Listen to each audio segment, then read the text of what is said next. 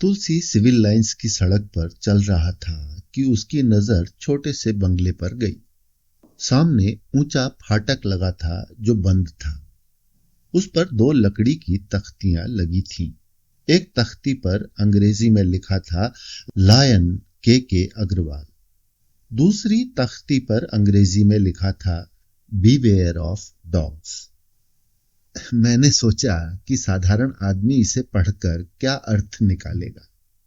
यह अर्थ निकालेगा कि यहां कोई शेर रहता है जिसका नाम के अग्रवाल है, मगर वो शेर बहुत डरपोक है, इसलिए उसने कोई भयंकर कुत्ता पाल रखा है और इस तख्ती के द्वारा लोगों को सावधान किया गया है कि शेर से कोई डर नहीं है, मगर कुत्ते से सावधान रहो। नमस्कार दोस्तों, एक बार फिर से आपका स्वागत है द सीरियस कॉमेडी शो में। और व्यंग सुनाने से पहले हमेशा की तरह ये अपील कर रहा हूं दोस्तों कि कृपया इस चैनल को सब्सक्राइब कर लीजिए और जो भी पोस्ट्स में डालता हूं कृपया अगर वो आपको पसंद आती हैं तो उन्हें लाइक कीजिए, शेयर कीजिए, ताकि वो बात अधिक से अधिक लोगों तक पहुंच सके। दोस्तों, इस चैनल को जिंदा रखने का यही एक तरीका है और मुझे पूरी उम्मीद है कि आप थोड़ा सा समय निकालकर मेरी इतनी सी मदद जरूर करेंगे। तो दोस्तों, आज मैं आपको सुना रहा हूं हरिशंकर परसाई जी का व्यंग मानव सेवा के लिए। ये व्यंग उनके व्यंग संकलन तुलसीदास चंदन घिसे में से लिया गया है। तो प्रस्तुत है मानव सेवा के लिए हरिशंकर परसाई। तुलसीदास 2-3 अखबारों में कोट व टाई पहने मुस्कुराते हुए एक आदमी की फोटो देख रहा था और उसके संबंध में समाचार पढ़ रहा था कि वे लायंस क्लब के डिस्ट्रिक्ट गवर्नर हो गए हैं।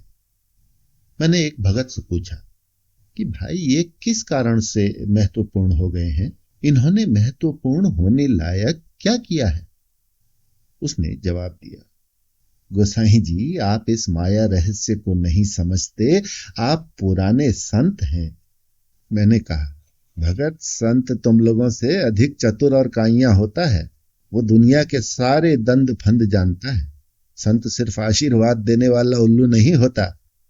फिर भी तुम मुझे समझाओ। भगत ने कहा, प्रभु, ये बड़े लोगों की संस्थाएं हैं, लायंस क्लब, रोटरी क्लब वगैरह। ये लोग डिस्ट्रिक्ट गवर्नर जैसे पदों को प्राप्त करने के लिए लाखों रुपये खर्च कर देते हैं। मैंने कहा, अगर ये इतना धन खर्च करते हैं तो ये एक इन्वेस्टमेंट यानी कि पूंजी निवेश हुआ, तो इससे कई लाख कमाते होंगे। क्या जरिए हैं कमाने के? कौन से धंधे करते हैं ये डिस्ट्रिक्ट गवर्नर लोग? भगत ने कहा, ये तो मैं भी नहीं जानता, ये किसी ईमानदार लायन से ही पूछिए। मैं तो बस इतना समझता हूं कि पद से प्रतिष्ठा बढ़ती है। तुलसी ने कहा, भगत, ये प्रतिष्ठा किन लोगों में रहती है? डिस्ट्रिक्ट लायन के घर के सामने से निकलने वाले लोग क्या यहां रुककर नमन करते हैं? क्या आम लोग आपस में श्रद्धा भाव से कहते हैं कि इस घर में लायन के डिस्ट्रिक्ट गवर्नर रहते हैं? अरे, साधारण आदमी नहीं जानते कि ये कैसा क्लब है और क्या करता है। उनकी इसमें बिल्कुल भी रुचि नहीं। वे इस बात की कतई परवाह नहीं करते कि कौन लायन है और कौन नहीं, और कौन गवर्नर हो गया। नागपुर में एक गांधीवादी कानेटकर जी थे। वे सुबह नियम पूर्वक रेलवे स्टेशन जाते थे और झाड़ू लेकर प्लेटफॉर्म साफ करते थे। वे विद्वान आदमी थे। उनकी प्रतिष्ठा नागपुर भर में थी। हर आदमी उन्हें जानता था, उनका आदर करता था। उनकी प्रतिष्ठा पूरे महाराष्ट्र में थी। ये डिस्ट्रिक्ट गवर्नर जो हुए हैं तो इनकी प्रतिष्ठा कितने लोगों के बीच बढ़ी? भगत ने कहा, अरे गोसाई जी, इनकी प्रतिष्ठा लायंस क्लब के सदस्यों के बीच में ही बढ़ी। मैंने कहा, यानी लायंस क्लब एक रक्षित वन है, एनिमल सैंक्चुअरी जैसा है, जिसके शेर हैं, चीते हैं, 12 सिंगे हैं, जंगली सूअर हैं, हिरन हैं, जंगली भैंसे हैं। चारों तरफ से घिरा वो वन ही उनकी दुनिया है। जब इस वन में एक सफेद शेर ले आया जाए तो सारे जानवरों में उसकी सबसे ऊंची प्रतिष्ठा होगी। ऐसी ही प्रतिष्ठा इन लायन गवर्नरों की होती है। अच्छा, मुझे तुम लायंस क्लब के बारे में और बताओ। उसने कहा, मैं कुछ विशेष नहीं जानता, लायंस क्लब के किसी सदस्य से पूछ लीजिए। दूसरे दिन सिविल लाइन की सड़क पर तुलसी चल रहा था कि उसकी नजर छोटे से बंगले पर गई। सामने ऊंचा फाटक लगा था जो बंद था। उस पर दो लकड़ी की तख्तियां लगी थी।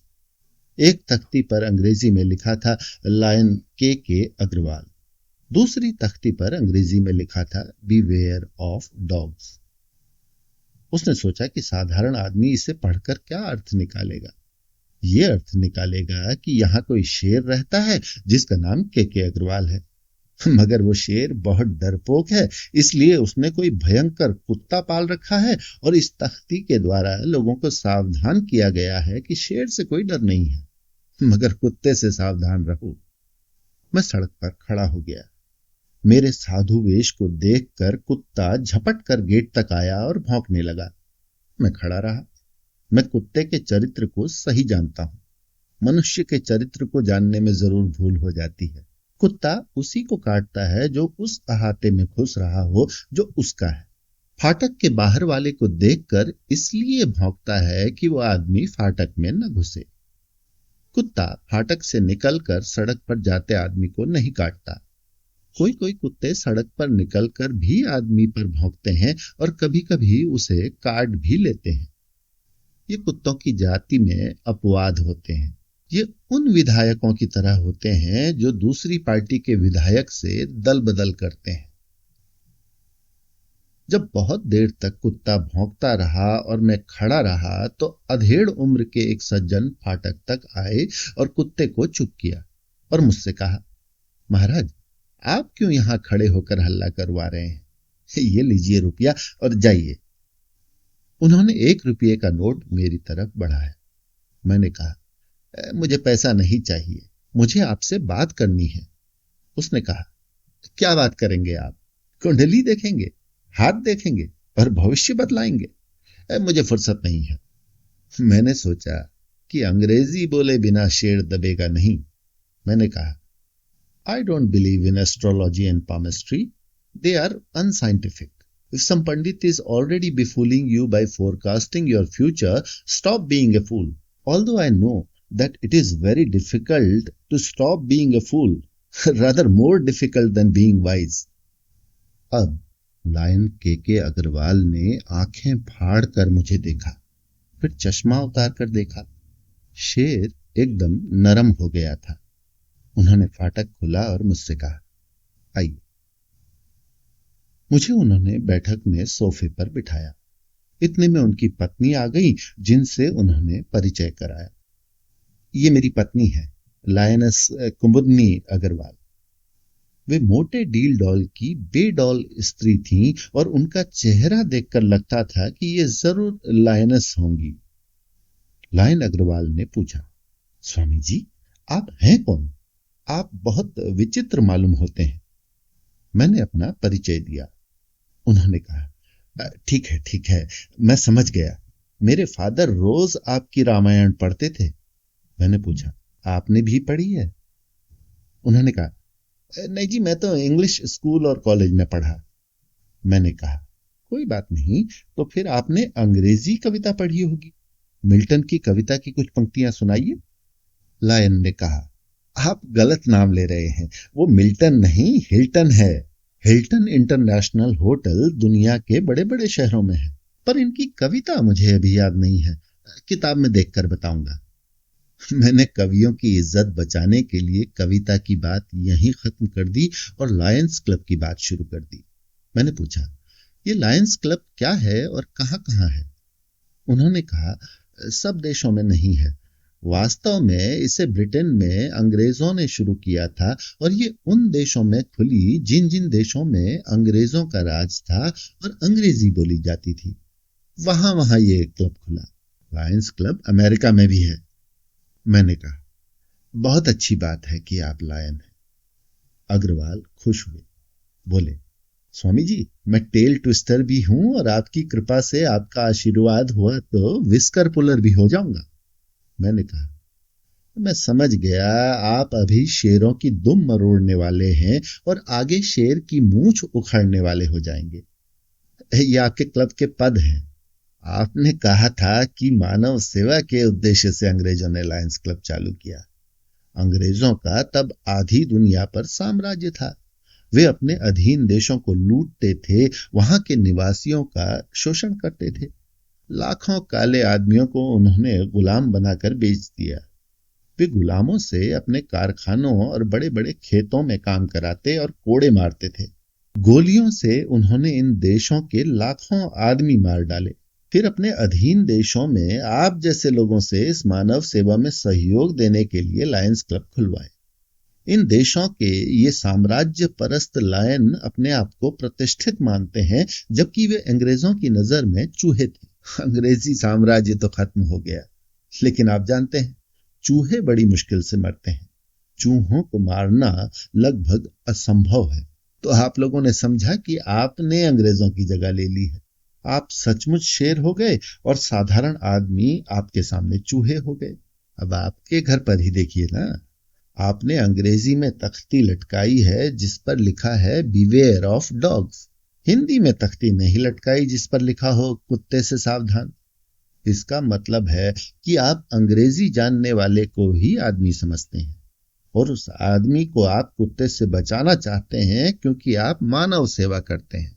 मगर अंग्रेजी न जानने वाले को आप बकरी या गाय समझते हैं। वो फाटक में घुसे तो आपका कुत्ता उसे चीर डाले, जिसे आप कुछ गलत नहीं समझते क्योंकि वो अंग्रेजी नहीं जानता और घुस पड़ा है, जानवर है। उसकी सेवा करना लायंस क्लब का उद्देश्य नहीं है। आपका उद्देश्य तो मानव सेवा है। शेर का चेहरा तमतमा उठा। उसने कहा, ये सिविल लाइंस है। मैंने कहा, जी हां, इसीलिए आप लोगों का व्यवहार अनसिविल है। देखिए, अंग्रेजी साम्राज्य से मुक्त होने के बाद भी सारे देशों में ये लायंस क्लब चलते हैं। आप शेरों का व्यवहार साधारण मनुष्य के साथ वैसा ही है जैसे अंग्रेजों का था। अब अमेरिका की बात ही लीजिए। दूसरे महायुद्ध के बाद ब्रिटेन तो बहुत कमजोर देश हो गया, उसका साम्राज्य चला गया था। अब आप कहते हैं कि लायंस क्लब अमेरिका में भी है और वे भी मानव सेवा के लिए समर्पित हैं। अब इनकी मानव सेवा को ही देख लीजिए।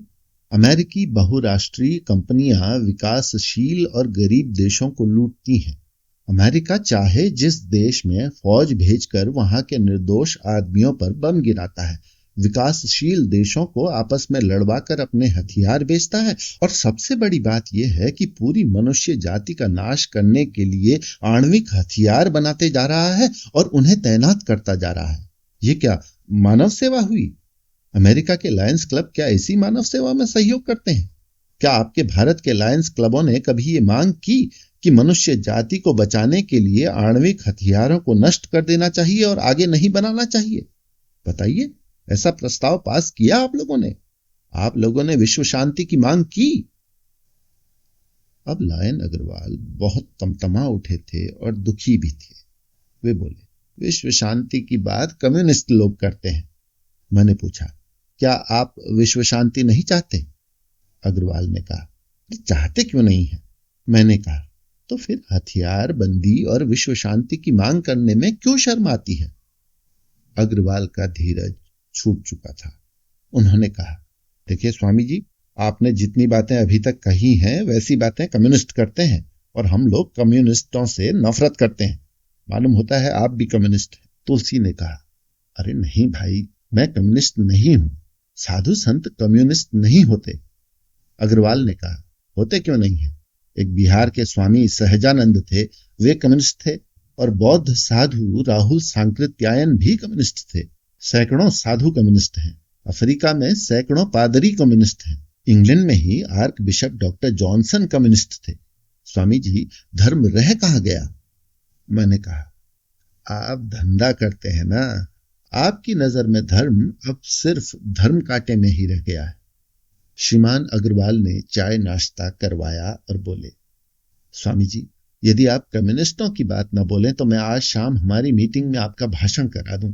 कोई धर्म, नैतिकता जैसे त्याग, क्षमा, अपरिग्रह, अहिंसा आदि पर बोले।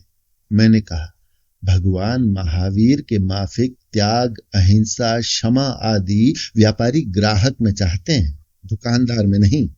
अच्छा, मैं धर्म और नैतिकता पर बोलूंगा, पर ऐसे भाषणों से क्या आप लोगों की नैतिकता बढ़ती है? लायन ने कहा, नहीं, हम पर कुछ असर नहीं होता, पर हम अखबारों में प्रचार करते हैं कि हम नैतिकता को बहुत मानते हैं। खैर, शाम को मैं लायंस क्लब की मीटिंग में गया। वातावरण अद्भुत कौतूहलमय था। एक के बाद एक लायन आता और हाथ मिलाकर झुककर कहता, glad to meet you, the pleasure is all mine. तरह तरह के कौतुक वहां हुए। वहां बड़े व्यापारी, बड़े वकील, बड़े डॉक्टर, बड़े एजेंट, बड़े डीलर, बड़े अफसर इकट्ठे थे। मैंने 1 घंटे वहां सामाजिक नैतिकता पर भाषण दिया। वे लोग मूर्ति की तरह बैठे रहे। उनके चेहरे पर कोई भाव नहीं था। भाषण के बाद मैं हॉल से बाहर निकला तो एक युवक मेरे पास आया। उसने कहा, गुसाई जी, चलिए मेरे साथ, मैं आपसे कुछ बात करना चाहता हूं। वह लॉन के छोर पर पड़ी एक बेंच पर मेरे साथ बैठ गया। उसने कहा, आप सरीखे संत इन लोगों के चक्कर में कैसे आ गए? मैंने कहा, भाई बात ऐसी है, जड़ चेतन गुण दोषमय, विश्व कीन करतार, संत हंस गुण पैल ही, परिहरि वारि विकार। भाई, मैंने हंस की तरह यहां से दूध तो ले लिया, पर पानी छोड़ दिया। ये विधि के बनाए तरह तरह के जीव हैं, ये खेलते फिरते हैं तो इन्हें खेलने फिरने दें। उस युवक ने कहा, इनमें से एक ने भी आपका एक शब्द भी नहीं सुना। उनका काम बैठना है, तो वो 1 घंटे शांति से बैठे रहे। पर आप किसी से पूछें कि आपने क्या कहा है तो कोई कुछ नहीं बता पाएगा। वे लोग ध्यान से सुनते हैं भाषण इनकम टैक्स अफसर का, सेल टैक्स अफसर का, रेवेन्यू बोर्ड के चेयरमैन का, किसी कंपनी के बड़े एग्जीक्यूटिव का। इन भाषणों में भी इन्हें आध्यात्मिक आनंद मिलता है। यहां एक दूसरे का धंधा साधते हैं। वकील अपने मुवक्किल को बताता है जरूरत पड़ने पर फलाने डॉक्टर के पास जाना, और डॉक्टर मरीज को बताता है कि फला वकील के पास जाना। ये लोग लॉयन दुकानदारों के पास ग्राहक भेजते हैं, और दुकानदार लॉयन वकील और लॉयन डॉक्टर बताता है, और सब मिलकर बिजनेस को बढ़ाने और टैक्स बचाने की साधना में लगे रहते हैं। इनकी अलग दुनिया है। मैंने कहा, मगर ये लोग मानव सेवा भी तो करते हैं। उसने जवाब दिया, हाँ, ये कभी कभी मुफ्त चिकित्सा शिविर लगाते हैं। इनमें अक्सर गांव के गरीब लोग आते हैं। किसी की आंख का ऑपरेशन होता है, किसी के कान का, किसी की कोई और बीमारी होती है, और गांव का एक आदमी भी अच्छा होकर चला जाता है तो सारे गांव में प्रचार करता है कि उन डॉक्टर साहब के पास जाना। तो ये मानव सेवा भी मरीज बटोरने के लिए है, इसमें धंधा है। मैंने पूछा, पर यहां बहुत अच्छे डॉक्टर तो होंगे ना? उसने जवाब दिया, हाँ, बहुत अच्छे डॉक्टर भी हैं, इसमें शक नहीं, पर ऐसे डॉक्टर भी हैं जिन्हें भगवान ने स्वर्ग से भेजा है। जैसे एक कान के डॉक्टर हैं। शहर के जितने बहरे हैं उनमें से आधे उनके बनाए हुए हैं। एक आंख के डॉक्टर, इस शहर में जितने काने हैं उनमें से आधे इन डॉक्टर के बनाए हुए हैं। मैंने पूछा, आप कौन हैं? क्या आप लायन हैं? उसने कहा, नहीं, मैं पत्रकार हूं। ये लोग मुझे बुलाते हैं। कल मैं आज के कार्यक्रम का बहुत बढ़िया विवरण अपने अखबार में छापूंगा। कमेंट करके मुझे बताएं कि आप आगे कौन से व्यंग सुनना चाहेंगे, किन लेखकों के बारे में जानना चाहेंगे, किन लेखकों की कौन सी किताबों के बारे में चर्चा सुनना पसंद करेंगे। द सीरियस कॉमेडी शो पर आपके आगमन का बहुत बहुत धन्यवाद।